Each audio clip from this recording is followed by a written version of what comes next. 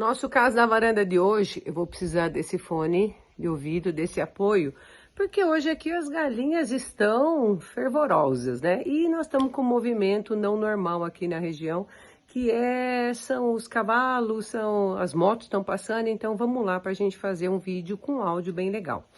E contar a história de que esse casaco, que esses dias, pelo excesso de frio dessa temporada que estamos vivendo, me trouxe um turbilhão, assim, de lembranças, né? E dentre as lembranças foi esse meu casaco, que eu vou postar algumas fotos para vocês verem. Ele viveu comigo grandes momentos, e um deles foi o Caminho Inca. Eu fiz o Caminho Inca numa época em que, normalmente o Caminho Inca ele começa do quilômetro 88, eu comecei do 77, eu perdi 1 quilo por dia naquele caminho e eu saí de lá com uma certeza. Por 2 motivos essa certeza. Um, porque eu não volto para onde eu fui, eu evito voltar para onde eu fui, porque se eu volto eu não conheço outros lugares, né? E 2, porque realmente o caminho é algo que ele atendeu a um desejo meu de conhecimento, de curiosidade e de desejo assim lá do fundo do meu coração, mas eu saí do caminho falando assim: algumas coisas você faz uma vez na vida. Você nasce uma vez, você morre uma vez e você faz o Caminho Inca uma vez, né? Fazer outras vezes, você deixou de conhecer outros lugares, mas é algo assim imperdível.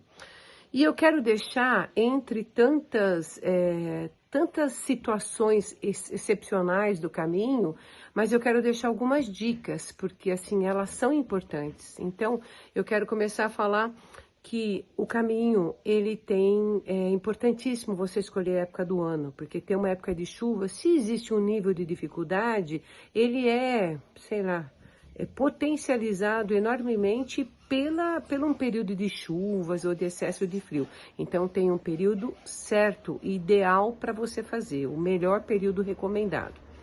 Como nós temos no Caminho Inca uma altitude que não nos pertence, nós não estamos acostumados a isso, não temos pulmão para isso, então se você puder tentar climatizar de alguma maneira um período antes de iniciar o caminho, e no meu caso, eu fiquei alguns dias em La Paz. Eu achei isso extremamente importante. Pelo que eu conheci, foi destinado um tempo um pouquinho maior para essa viagem, mas La Paz, a Bolívia, também tem coisas muito interessantes para você conhecer, para quem gosta dessas culturas antigas. Eu gosto. Eu tenho, assim, muita história com os incas, com os maias e com os astecas. Então, para mim, isso foi algo importante. E esse período em La Paz me ajudou a dar uma estabilizada. Quando nós começamos o caminho, a saída de La Paz para o Peru, nós tivemos um problema no aeroporto com a companhia aérea. E aí vem uma outra dica que você anote aí. Procure saber exatamente quais são os seus deveres sempre, né? Perante uma viagem, a companhia aérea, as suas responsabilidades e quais são os seus direitos. Porque nós fomos sair de La Paz para ir para o Peru e a companhia aérea alegava não conseguir sair por conta do clima. Por conta do clima, ele não teria alguns outros custos conosco. E ali a gente viu que não foi essa a situação. A situação foi um problema na aeronave. Eles assumiram aquele pernoite, que a gente até ficamos acomodados, deu tudo certo, mas por conta disso, nós perdemos uma coisa muito importante, que foi dormir com os índios urus, né? Então, acabou resolvendo lá da companhia, mas nós não tínhamos como adiar ou como acrescentar um dia a mais, então acabamos perdendo esse pernoite, que era uma outra parte de emoção. Você fazer o caminho Inca, você pode começar do quilômetro 77 ou do quilômetro 88. O normal é o quilômetro 88, é onde normalmente todas as excursões começam. E nós começamos do 77 e ali eu tive uma enorme surpresa. Pessoas novas, eu tive uma colega mais jovem, bem mais jovem, que na época ela tinha perto de 18 anos, eu já tinha mais. Eu fiz esse caminho em 2007, olha lá, Estou falando de um casaco que eu usei há muito tempo, que eu tenho até hoje, mas também estou te contando uma história que é bastante antiga, né? Mas essa menina supernova, a Carol, ela não deu conta de continuar. Na primeira parada, ela pediu para voltar, porque ela se sentiu muito mal por conta da altitude, ela não conseguiu respirar. Então, tem algumas recomendações que a gente precisa prestar atenção. Então, no nosso caso, nós tivemos os carregadores que levaram a parte da barraca, da alimentação, como também eu tive, nos foi orientado que a gente mascasse muito as folhas de coca, yorra, né, as horras de coca. E isso quer dizer que seria o equivalente ao nosso guaraná, um energético. Então, com isso te dá um gás para você continuar. E tinha uma outra coisa que eu achei muito interessante, era uma pastinha verde que você colocava na língua. Quando você colocava na língua, ela amortecia. Só que isso te ajudava muito a respirar. Então, não teve ninguém drogado, mas a gente teve algumas coisas que contribuíram para que você tivesse mais aceitação na altitude, mais energia e uma melhor condição de respirar. É um conjunto de coisas que você vai descobrindo se você realmente se entrega para uma viagem como essa e acaba convivendo ou se orientando pelos nativos, né? Então, o caminho Inca, se eu contar para vocês a magia do que é isso, mas também um nível de dificuldade. E eu vi pessoas, naquela época, com a minha idade, eu vi pessoas muito mais velhas que eu, realizando o caminho, com o seu tempo, a necessidade do seu tempo para poder fazer o percurso. E era assim, eu fiquei quase 5 dias no caminho, eu perdi 1 quilo por dia.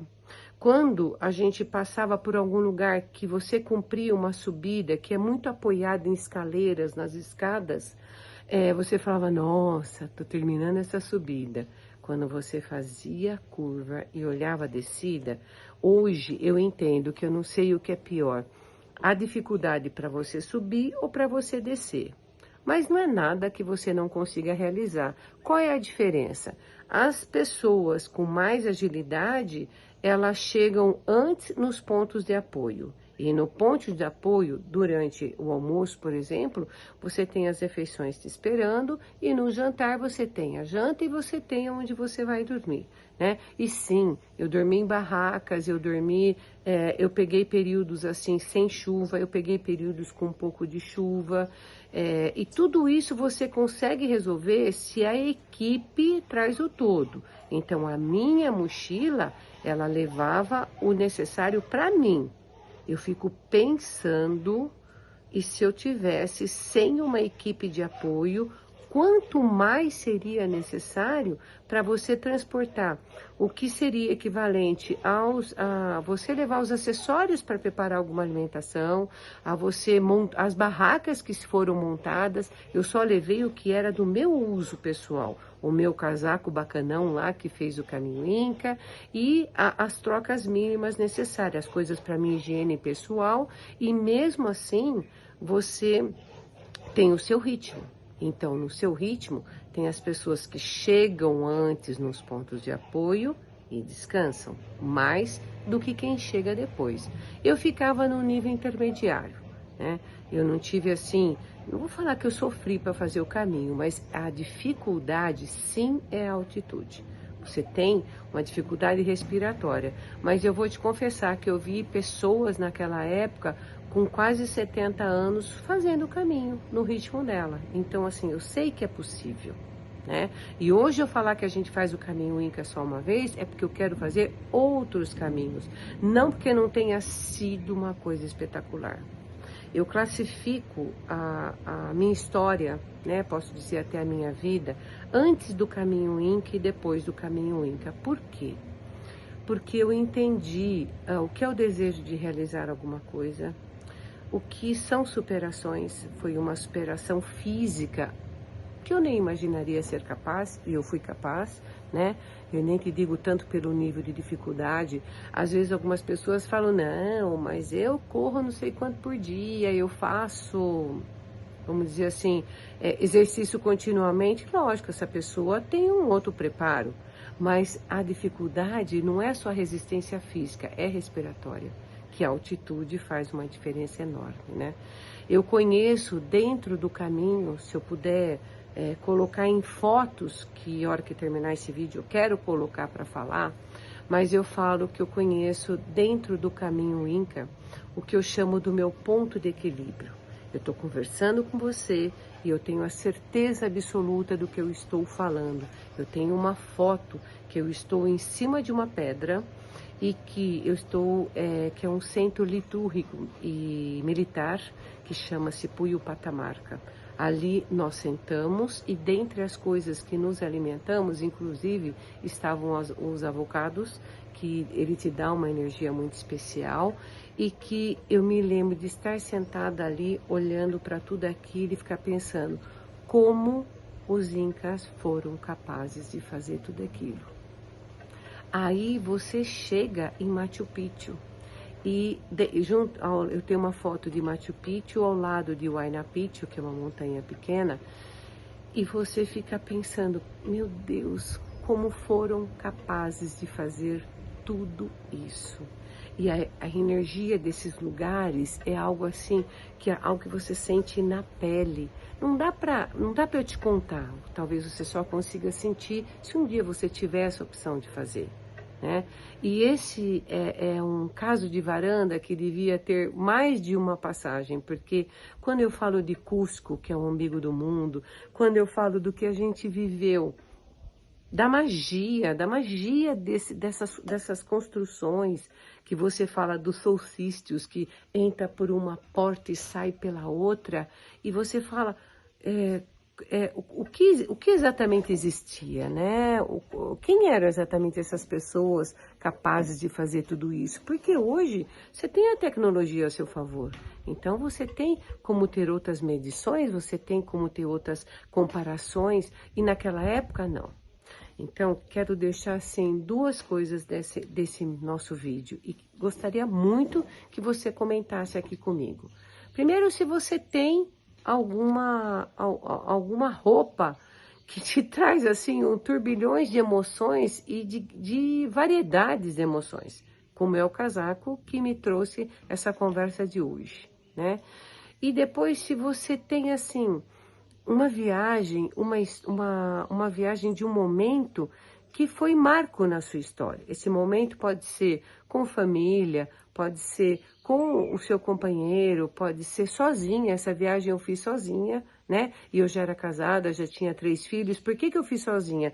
Porque as pessoas não podiam participar comigo, né? Minha família não podia participar naquele momento e meu marido realmente não se interessava por aquilo. Então, nós não tínhamos nenhum impedimento de falar, isso é importante para mim, eu vou fazer e eu vou deixar isso registrado na nossa história, porque fez parte da nossa história. Inclusive foi uma coisa muito bacana quando eu voltei da viagem, acho que uns 20 dias depois, todo o grupo, toda a equipe que eu participei, que eu fiz junto, pelo menos a maior parte da viagem, que teve uma turminha que desistiu da parte exatamente de fazer o caminho Inca, e nós nos reunimos em casa, foi um pós-viagem, uma equipe pós-viagem.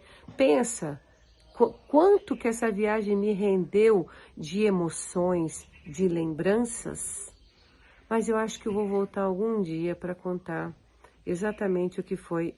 Eu acho que eu vou passar o roteiro, porque o roteiro, além de Cusco, nós tivemos Copacabana, nós tivemos a Isla dos Urus, que são as Islas de Totoras, que são flotantes, são flutuantes. Nossa, essa história vai render um monte. Vou parar por aqui, senão o vídeo não acaba. Mas eu quero saber se você teve uma viagem que está marcada no seu coração e que você compartilha, além de muito amor, com emoções, muitas emoções, e que fazem a vida valer a pena, né? Principalmente quando a gente pensa que quantas opções nós temos de viver história. E eu gosto muito de história, né? Então hoje a minha história para vocês foi uma história que veio uma parte da Bolívia, mas principalmente do Peru, né? Que é um país que merece ser conhecido e que se você nunca fez um caminho longo como Machu Picchu, faça. porque ele faz toda a diferença na sua vida, como fez na minha. Beijo enorme, a gente se encontra numa próxima. Guarde esse vídeo com você para você me perguntar do que você gostaria que eu falasse. Beijo grande.